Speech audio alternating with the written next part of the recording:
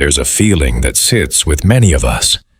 A feeling we don't always name out loud. It comes when we look in the mirror and barely recognize the person staring back. It whispers when we forget a word we've known our whole lives. It tightens in our chest when someone younger offers us their seat on the bus, even though we didn't ask for it. It's the fear of getting old. And if you've felt it, you're not alone. This fear doesn't announce itself with trumpets. It creeps in quietly through small moments, a gray hair, a stiff knee, the realization that you can't do something as easily as you once did. Maybe you've caught yourself thinking, "I'm not who I used to be." Or maybe you've looked at the years ahead and felt something heavy, something like dread. It's okay to feel that way. Really, it is. Because aging, it asks something of us. It asks us to let go of the person we were, and that's not easy. It asks us to accept changes we didn't choose, and that can feel unfair. But here's what I want you to know. The fear you feel, it's based on stories. Stories that were handed to you. Stories that were never true in the first place. And today, we're going to look at those stories together. We're going to understand where this fear comes from. And then, gently, carefully, we're going to find a different way forward. Not by pretending aging doesn't happen, but by learning to meet it with kindness, with clarity, and with peace. So where does this fear begin? Sometimes it starts in childhood. You might remember watching your own grandparents grow older. Maybe you saw them move slower, speak softer, need more help. And somewhere deep inside, a small thought formed. I don't want that to happen to me. Or perhaps you heard adults whispering about someone who'd gotten sick, someone who couldn't remember their own children's names anymore. And fear planted itself in your heart, quiet and unnamed. As we grow up, these early impressions stay with us. They shape how we see aging, long before we're old ourselves. But the fear doesn't just come from our own experiences. It comes from the world around us. Think about the messages you've received your whole life. The advertisements selling creams to erase wrinkles, as if wrinkles are something shameful. The phrases people use. Over the hill, past your prime, senior moment. Even the words we choose reveal the fear underneath. We don't say aging, we say anti-aging, as if aging itself is the enemy. And then there's what we see in movies, in magazines, on social media. Youth is celebrated. Beauty is defined by smooth skin and firm bodies. Success is measured by productivity, speed, and sharpness. Where does that leave those of us who are slowing down? Who have lines on our faces that tell the story of decades lived? It leaves us feeling invisible, less valuable, like we're losing something we can never get back. But here's the truth, my friend. The fear of aging isn't really about aging itself. It's about loss. Loss of independence, loss of beauty, loss of purpose, loss of relevance. It's about the fear of being forgotten, of no longer mattering. And that fear is very, very real. But it's also based on something that isn't entirely true. Let me share something with you that might surprise you. There was a study, research into something called the happiness curve, and what they found was remarkable. Our happiness, it doesn't just decline as we age. In fact, for many people, happiness actually increases. From midlife onward, sometimes all the way up to age 70. 70. That's not what we've been told, is it? We've been told that life is downhill after 50, that the best years are behind us, that aging means losing everything good. But the research tells a different story. Yes, it might take you a little longer to learn something new now. Yes, you might move more slowly than you once did. But there are also gifts that come with age, gifts that younger people don't have yet. With time, you accumulate wisdom. You understand people better. You know what matters and what doesn't. You've lived through enough to know that most worries, they pass. Your emotional intelligence grows. You become better at handling conflict, at offering comfort, at seeing the bigger picture. These aren't small things. These are strengths. But society doesn't celebrate them, does it? Society wants you to stay young, to fight aging, to deny it. And when you absorb those messages year after year, they become part of how you see yourself. You start to think, I'm too old for that. Or, people my age don't do those things. Or, I should just accept that my best days are over. These thoughts feel like truth, but they're not. They're just beliefs. Beliefs you didn't even choose. I worked with a woman once. Let's call her Margaret. She was 63, and for months, people around her kept asking when she was going to retire. Her colleagues, her family, even her friends. Everyone assumed she was ready to step back, to slow down, to stop. But when Margaret really sat with herself and asked what she wanted, she realized she wasn't ready at all. She loved her work. She had ideas she wanted to pursue. She felt vital, capable, alive. So she didn't retire. She kept going. And not only that, she took on a new project, something she'd always wanted to try.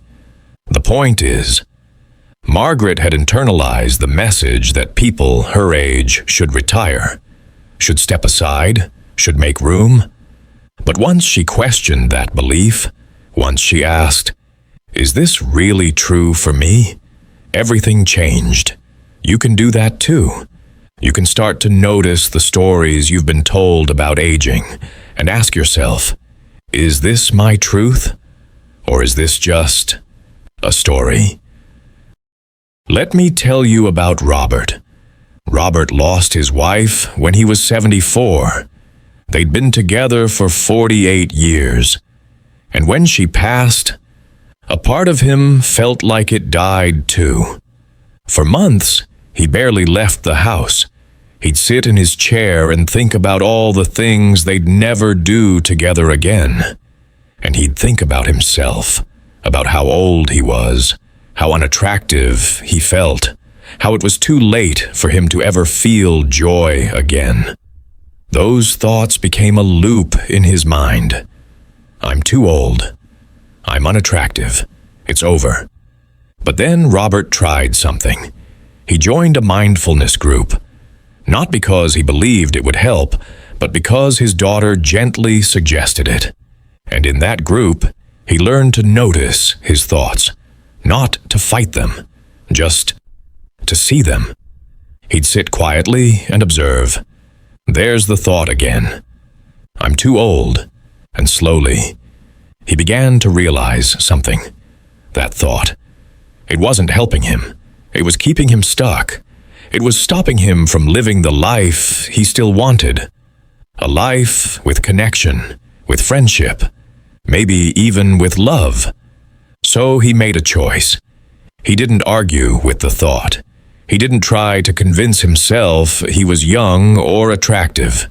He just stopped letting that thought control him.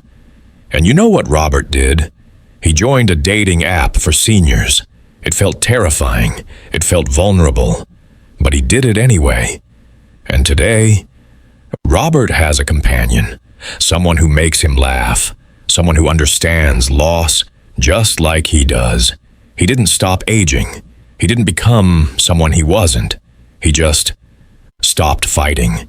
And in that space of acceptance, life opened up again. Then there's Elena.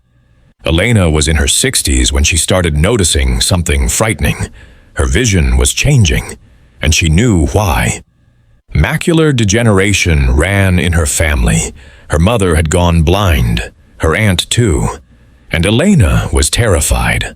Absolutely terrified. She'd wake up in the middle of the night, her heart racing, thinking about a future where she couldn't see her grandchildren's faces, couldn't read, couldn't drive. The worry consumed her. It was there every morning, every evening, like a shadow she couldn't escape. But here's what Elena learned. She couldn't control whether she'd lose her vision. She really couldn't. No amount of worrying would change that. What she could control was where she put her attention. Through mindfulness practice, Elena found a spot, right in the center of her chest, that felt calm, grounded, safe. Whenever the worrying thoughts came, and they still came, she would close her eyes, place her hand on that spot, and just breathe. 5 minutes, that's all. And after those 5 minutes, she could move on with her day. She still went to her eye appointments. She still took care of herself. But she stopped living in the fear. She stopped wasting her life on something she couldn't control. Elena didn't cure her fear. She didn't make it disappear. She just learned to live alongside it. And in doing that, she found peace. These stories aren't about people who defeated aging. They're about people who stopped fighting it. And that's where the real freedom begins. So, how do you do it? How do you let go of the fear without pretending it isn't there? It starts with something very simple. It starts with noticing. You see, most of the time, we're not even aware of what we're thinking. Thoughts just come and go, like waves. And we get swept up in them without realizing it. But when you start to pay attention, when you start to notice what's happening in your mind, something shifts. You begin to see that thoughts are just thoughts. They're not facts. They're not commands. They're just mental events. So the first step is this. Start noticing when fear shows up. Maybe it's when you look in the mirror. Maybe it's when someone talks about retirement. Maybe it's when your body doesn't cooperate the way it used to. Just notice. Say to yourself softly, "Ah, there's the fear." Don't judge it. Don't push it away. Just see it. And then ask yourself a question. Is this thought helping me live the life I want to live? Not, is this thought true? Because sometimes fear feels true, even when it's not based in reality. But is it helpful? If the answer is no, you don't have to hold on to it. You can choose, gently, to place your attention somewhere else. Maybe on your breath. Maybe on something in the room that brings you comfort. Maybe on a memory that makes you smile. You're not erasing the fear. You're just not giving it all your energy. Another way to let go is through self-compassion. And I know that might sound soft, but it's not. It's one of the hardest, most necessary skills you can develop. Because here's the thing. Aging is hard. It just is. And when you're hard on yourself on top of that, it becomes unbearable. So instead, try being kind. When you catch yourself thinking, "I'm not good enough anymore," or "I should be able to do this," pause. Place your hand on your heart. Take a breath. And say something like, "This is hard. This is really hard. And I'm doing my best." You don't have to believe it right away. Just say it. Because kindness, it softens things. It makes space for healing. And you deserve that kindness, my friend.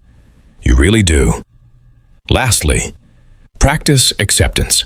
Not the kind of acceptance that means giving up, but the kind that means meeting reality as it is. You can't stop aging. None of us can. But you can stop fighting it. You can say, okay, this is where I am. This is my body now. This is my life now. What can I do? Right here, right now, that matters to me. Acceptance doesn't mean you stop caring. It means you stop wasting energy on battles you can't win. And when you do that, you free up so much energy for the things you can do, the things that bring you joy, the things that make life worth living. Now let me share some simple, gentle practices, things you can do today, tomorrow, any day, to embrace aging instead of fearing it. First, train your attention.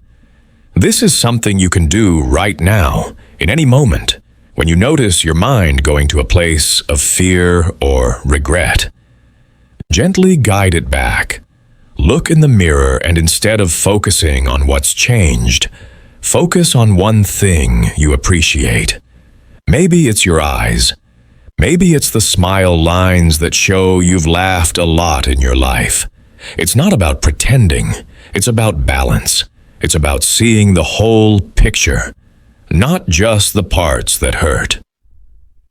Second, practice noticing the good, even in hard moments. Let's say you're feeling pain in your knees, or you're frustrated because you can't remember something. Close your eyes. Notice the discomfort. Name it. There's pain. There's frustration. And then ask yourself, what else is here? Maybe your hands are warm. Maybe you can hear birds outside. Maybe there's a breeze coming through the window. You're not ignoring the pain. You're just making room for the rest of life, too. Because life is never just one thing. Even in difficulty, there's always something else. Something small, something bearable, sometimes even something beautiful. Third, challenge the beliefs that limit you. When you catch yourself thinking, I'm too old for that, pause. Ask, is that true? Or is that just what I've been told? Maybe you've always wanted to learn painting, or take a dance class, or travel somewhere new. Why not? Who says you can't? The only thing stopping you might just be a belief. And beliefs, they can change. Fourth, do something kind for yourself every day. Ask yourself each morning, what do I need today? Maybe it's rest, maybe it's movement, maybe it's a phone call with a friend, maybe it's time in nature. Whatever it is, give it to yourself. Not as a reward, just because you matter. Your well-being matters. Fifth, see each day as new. Instead of comparing yourself to who you were 20 years ago, ask yourself, who do I want to be today? What matters to you now? What brings you meaning? What can you still enjoy, still contribute, still experience? Life is a series of transitions. You're not broken because you've changed. You're just in a different season, and every season has its own beauty. I want to take a moment to talk about something important, acceptance, because I think sometimes we misunderstand what it means. Acceptance doesn't mean you stop caring. It doesn't mean you give up or become passive. It means you stop fighting reality. You stop wasting energy wishing things were different. You stop beating yourself up for being human. Acceptance is making peace with what is, so that you can focus your energy on what matters. Let me tell you something true. Aging will happen. Your body will change. Some things will get harder, but other things will get easier. You'll worry less about what people think. You'll have more patience. You'll understand yourself better. You'll know what's worth your time and what isn't. And that's not nothing. That's wisdom. Acceptance means you stop seeing aging as a problem to solve. and start seeing it as part of life, part of being human. It means you stop running and you start living. I want to share one more story with you. There was a man named Thomas. He was 79 when I met him. Thomas had been a runner his whole life. He'd run marathons in his 30s, 40s, 50s. It was part of his identity, part of how he saw himself. But in his mid-70s, his knees gave out. He needed surgery. And after that, he couldn't run anymore. Not the way he used to. At first, Thomas was devastated. He felt like he'd lost a part of himself. He'd look at his old race photos and feel grief, real grief. But slowly, with time and support, Thomas began to shift. He realized he didn't have to stop moving. He just had to move differently. So he started walking. Long, slow walks through the park. And he started swimming. Something he'd never really done before. And you know what? He loved it.